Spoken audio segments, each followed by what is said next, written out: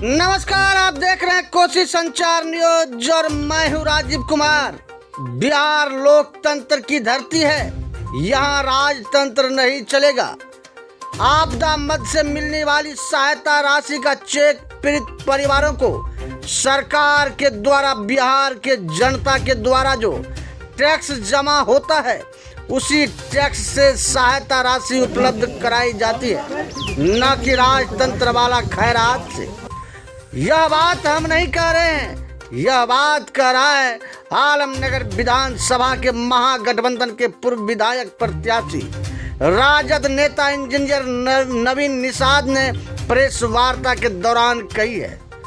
प्रखंड के DAV school परिसर में आयोजित प्रेस वार्ता के दौरान राजद नेता इंजीनियर नवीन निषाद आलमनगर विधानसभा के विधायक नरेंद्र नारायण यादव के धर्म पत्नी के द्वारा चौसा प्रखंड के मोरसंडा पंचायत स्थित श्रीपुर टोला में आग से जले हुए घर के पीड़ित परिवार को चेक देने वाले फोटो को लहराते हुए बताया कि आलमनगर विधानसभा में आपदा के समय भी राजनीति का फायदा उठाया जाता है।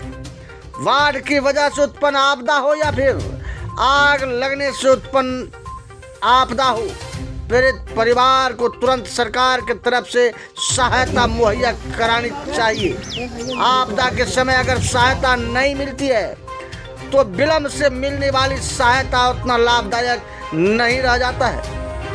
परंतु आलमनगर विधानसभा में आपदा में भी राजनीतिक लाभ लेने से यहाँ वर्षों से आलमनगर विधानसभा में राज करने वाले माननीय विधायक जी अगर आलमनगर विधानसभा में मौजूद नहीं रहते हैं तो उनके आने की प्रतीक्षा के उपरांत ही पीड़ित परिवार को सहायता की राशि दी जाती है। आजकल ऐसा देखा जा रहा है कि अगर माननीय नहीं रहते हैं तो उनके प्रतिनिधित्व के रूप में उनकी धर्मपत्नी, उनके पुत्र या परिवार के सदस्य के द्वारा ही सहायता राशि का चेक वितरण कराया जाता है, जो लोकतंत्र के लिए कलंक साबित हो रहा है। लोकतंत्र में जनता मालिक होता है, परंतु इतने दिनों में विधानसभा में जीत हासिल करने के बाद माननीय भूल गए हैं कि उन्हें जनता ने चुना है, न कि वह राजतंत्र के राजा है। आग से घर जलने के तुरंत बाद आपदा मद से मिलने वाली सहायता राशि दी जाती है, परंतु आलमनगर विधानसभा क्षेत्र में अगर माननीय नहीं है तो उसके आने का इंतजार किया जाता है। इससे भी 3-4 दिन अगर क्षेत्र में नहीं रहेंगे तो उनके धर्म पत्नी या पुत्र के द्वारा ही चेक का वितरण कराया जाता है। लोकतंत्र में जनता मालिक होता है, परंतु यहाँ के माननीय अपने आप को जनता से भी ऊपर खुद को भगवान मानते हैं, जो लोकतंत्र की हत्या है।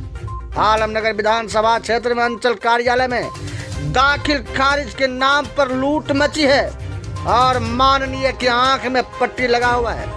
आज आलमनगर विधानसभा में भ्रष्टाचार चरम पर है। आम जनता त्राहिमाम हो रहा है। लोगों का काम ऑफिस में बिना चढ़ावा का नहीं हो रहा है। हमें आलमनगर विधानसभा को भ्रष्टाचार मुक्त बनाने के लिए जो भी कदम उठाना पड़ेगा वो उठाने के लिए तैयार है। सड़क से सदन तक हम इसकी लड़ाई लड़ेंगे। आलमनगर विधानसभा में माननीय विधायक जी के संरक्षण प्राप्त पदाधिकारी के द्वारा भ्रष्टाचार को बढ़ावा दिया जा रहा है। यही करते हैं। सबसे पहले तो आप सभी सम्मानित पत्रकार साथियों को हार्दिक आभार है कि आपने बहुत शॉर्ट टाइम में आपने यहाँ तक पहुँचने का काम किया। ये भारत देश की लोकतंत्र की खूबसूरती है और देश के चौथे स्तंभ के रूप में आपने अग्रणी भूमिका निभाने के लिए आए। आप सभी पत्रकार साथियों को हार्दिक आभार व्यक्त करते हैं।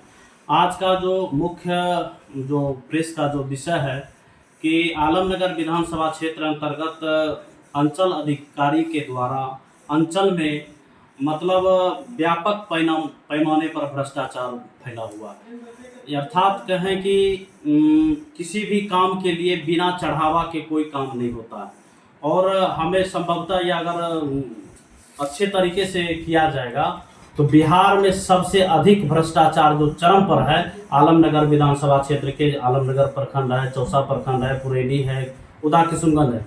आए दिन हम जब क्षेत्र में जाते हैं तो लोगों का कहना है कि मतलब कि क्या मांग देगा कहना मुश्किल है। 1 लाख रुपया मांग देगा कि 2 लाख रुपया मांग देगा।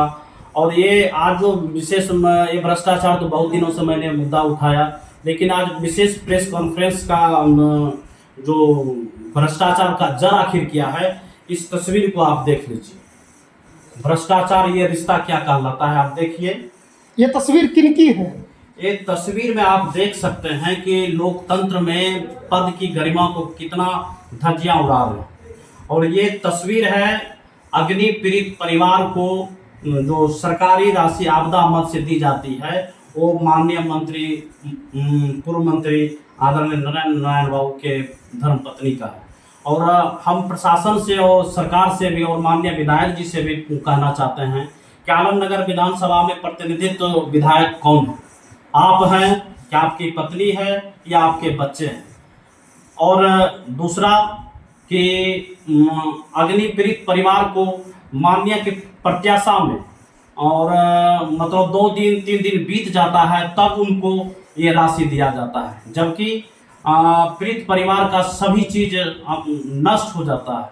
उनको तत्क्षण तुरंत लाभ मिलना चाहिए, उसमें भी जो है प्रतीक्षा किया जाता है कि कब आएंगे, तब उनके हाथों से।